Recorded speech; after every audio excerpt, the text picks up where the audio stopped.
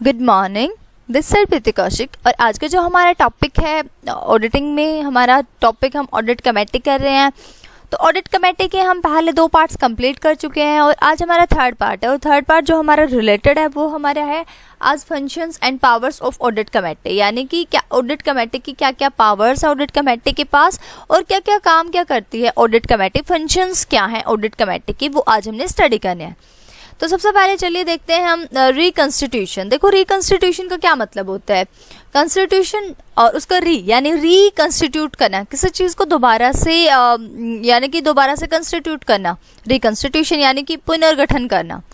Every audit committee of a company existing immediately before the commencement of this act shall be reconstituted within 1 year of such commencement। कहते हैं हर एक audit committee जहां यानी हर एक audit committee a company existing immediately before the commencement of this act shall be constituted reconstituted. कहता है अगर कोई ऐसी ऑडिट कमेटी है जो एक कंपनी के अंदर एग्जिस्ट करती है जब तक ये एक्ट कमेंस नहीं हुआ था, यानी कि ऑडिट कमेटी कंस्टिट्यूट करना कंपलसरी नहीं हुआ था, उससे पहले अगर कोई ऑडिट कमेटी कंस्टिट्यूट कर ली गई किसी एग्जिस्टिंग यानी कि पहले से ही वो एग्जिस्ट करते हैं किसी कंपनी के अंदर, तो कहते हैं उसको रिकंस्टिट्यूट किया जाएगा 1 साल के अंदर अंदर जैसे ही कमेंसमेंट शुरू हुई।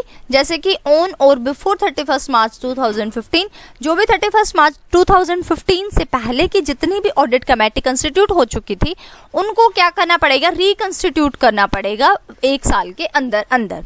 ठीक है, इस कमेंट जो एक्ट है इसके कमेंसमेंट होने के बाद की बात है। ठीक है जी, हमने कर दिया रिकंस्टिट्यूट। अब कहते हैं functions of audit committee. Audit committee है उसके फंक्शंस क्या होते हैं, यानी क्या क्या काम करती है audit committee. Every audit committee shall act in accordance with the terms of reference specified in writing by the board which shall inter alia including the following. हर एक जो ऑडिट कमेटी होती है वो जो भी एक्ट के अंदर जो भी कहा गया है, जो भी टर्म्स एंड कंडीशंस जो भी बताई गई है उनके अकॉर्डिंग वो अपना सारा का सारा काम करती है। और जो यानी जो रेफरेंस स्पेसिफाई की गई है बोर्ड के थ्रू राइटिंग में जो दिया गया है उसके अकॉर्डिंग ऑडिट कमेटी अपना काम कंप्लीट करती है, यानी फंक्शंस करती है जो बोर्ड ने राइटिंग में दिए।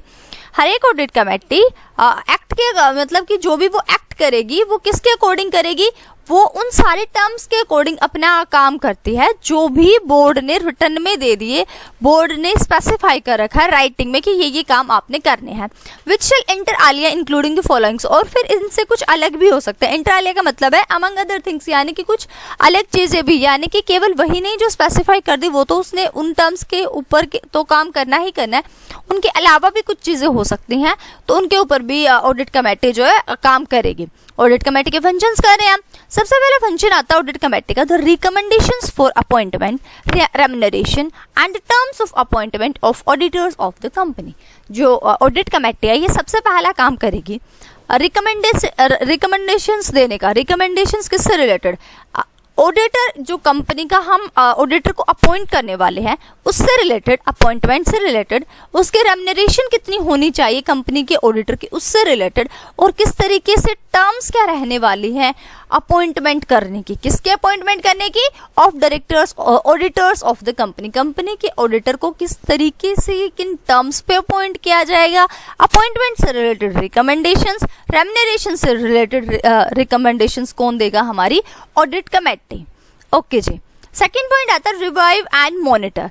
चेक करेगी उसका काम और मॉनिटर करेगी। द ऑडिटर्स इंडिपेंडेंस, किस चीज को चेक करेगी, ऑडिटर कितना स्वतंत्र है, एंड परफॉर्मेंस, और किस तरीके से वो अपना काम कंप्लीट कर रहा है, किसी के दबाव में आके पार्शियली बिहेव तो नहीं कर रहा है, अनबायस मैनर में तो काम नहीं कर रहा है, बायस मैनर में तो काम नहीं कर रहा है, अनबायस होना चाहिए ऑडिटर को। तो ऑडिटर की इंडिपेंडेंसी को चेक करेगा कि ऑडिटर इंडिपेंडेंट है या नहीं, उसकी परफॉर्मेंस को चेक करेगी audit committee, and effectiveness of the audit process, और जो ऑडिट प्रोसेस चल रहा है वो कितना ज्यादा इफेक्टिव है, क्या ऑडिट प्रोसेस इफेक्टिव है या नहीं है, इस चीज को रिवाइव एंड मॉनिटर करेगी ऑडिट कमेटी। थर्ड पॉइंट में आता है examination of the financial statement and auditors report their own. Financial statement जो बनाई गई है उनको एग्जामाइन करेगी ऑडिट कमेटी, और जो ऑडिटर ने उनके ऊपर फाइनेंशियल स्टेटमेंट्स के ऊपर जो रिपोर्ट दी है उसको एग्जामाइन करेगी। फोर्थ पॉइंट में कहता है अप्रूवल और any subsequent modification of transactions of the company with related parties. कोई भी बाई चांस अप्रूवल दी गई है किसी सब्सिक्वेंट मॉडिफिकेशन को जो कंपनी के साथ हुई है कोई ट्रांजेक्शन्स, तो मतलब कि जो भी रिलेटेड पार्टीज है उनके साथ उनको अप्रूवल देने की जब बात आएगी तो ऑडिट कमेटी देगी।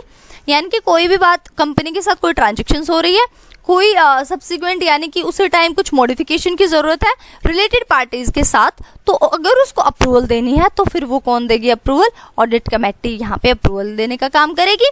फिफ्थ पॉइंट में आता है scrutiny of inter corporate loans and investment. जो भी इंटर कॉर्पोरेट लोन्स है, एक फर्म ने दूसरी फर्म को, एक एंटरप्राइजेस ने दूसरे एंटरप्राइज को कोई लोन्स इन्वेस्टमेंट दिया है, उसकी स्क्रूटनी, उसकी चेकिंग करेगी ऑडिट कमेटी। ओके जी, फिर हमारा 6 पॉइंट आता है वैल्यूएशन ऑफ अंडरटेकिंग और assets of the company wherever it is necessary. जहां पे जरूरत पड़ेगी वहां पे वो वैल्यूएशन करेगी कंपनी के एसेट्स की, ठीक है, कौन? Audit committee. 7th पॉइंट आता है evaluation of internal financial control and risk management system. फिर वो इवैल्यूएट करेगी ऑडिट कमेटी, किसको इवैल्यूएट करेगी? जो इंटरनल फाइनेंशियल कंट्रोल है, यानी कि फाइनेंस को किस तरीके से कंट्रोल किया जा रहा है इंटरनली, उसको चेक करना, और मैनेजमेंट के अंदर कितना रिस्क सिस्टम है यानी रिस्क मैनेजमेंट सिस्टम को भी चेक करेगी, किस तरीके से रिस्क को मैनेज करके चल रहे हैं मैनेजमेंट वाले, इस बात को भी इवैल्यूएट करेगी ऑडिट कमेटी। एंड 8 पॉइंट आता है monitoring the end use of funds raised through public offers and related matters. फिर वो मॉनिटर करेगी, किस चीज को मॉनिटरिंग करेगी? एंड फंड का आखिर में यूज कहाँ हो रहा है, एंड यूज ऑफ फंड्स, और कहाँ से जो रेज किया गया है? पब्लिक ऑफर से और रिलेटेड मैटर्स, यानी कि फंड जहाँ से भी रेज किया गया है पब्लिक ऑफर से और कहीं और से जो फंड रेज कर लिया गया उसको यूज कहाँ किया जा रहा है, इस बात को भी ध्यान में रखेगी, निगरानी में रखेगी ऑडिट कमेटी। तो ये हमारा 8 पॉइंट था। और 1 मिनट ये हो गया। उसके बाद हमारे फंक्शंस जो ऑडिट कमेटी के वो कंप्लीट हुए। अब हम एक बार पावर्स और देखते हैं ऑडिट कमेटी की पावर्स क्या है, ऑडिट कमेटी के पास क्या क्या पावर है। The audit committee shall have the authority, audit committee के पास अथॉरिटी है किस चीज की?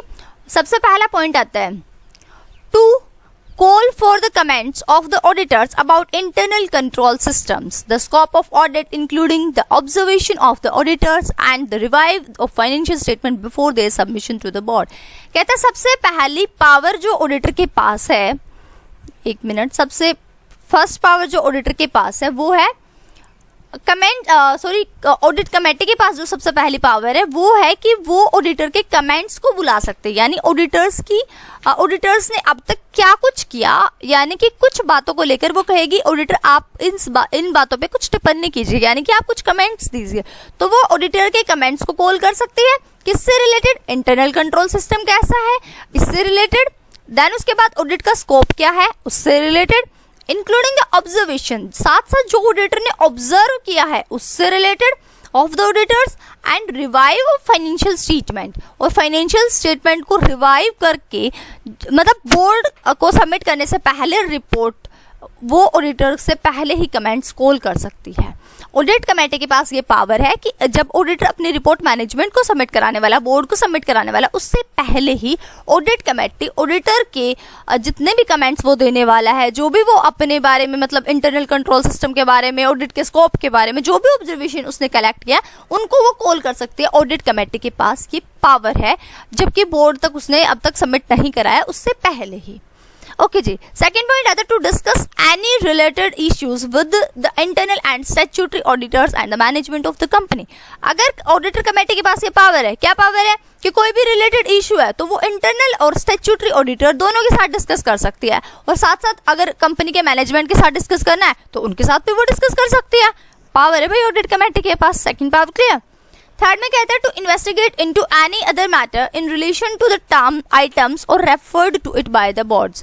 कोई भी मैटर को अगर इन्वेस्टिगेट करना चाहती है ऑडिट कमेटी, कुछ गड़बड़ी लग रही है तो वो कर सकती है, ठीक है, यही बात कर रखी है, investigate into any matter in relation to the items or referred to it by the board. And last point कहते हैं to obtain professional advice from external sources. External sources से अगर उसे प्रोफेशनल एडवाइस की जरूरत है ऑडिट कमेटी को, तो ऑडिट कमेटी के पास ये पावर है कि वो प्रोफेशनल एडवाइस भी ले सकती है एक्सटर्नल सोर्सेज से, ताकि उसे कुछ टेक्निकल चीज़ें हैं, कुछ टेक्निकल एक्सपर्ट है, वहाँ से रिलेटेड उसे ढंग से नॉलेज नहीं है, तो वो क्या करेगी, प्रोफेशनल एडवाइस को बुला लेगी और मतलब एक्सटर्नल सोर्सेज से और समझने की कोशिश करेगी क्या कुछ चल रहा है, तो उसके पास ये पावर है कि वो ऐसा कर सकती है।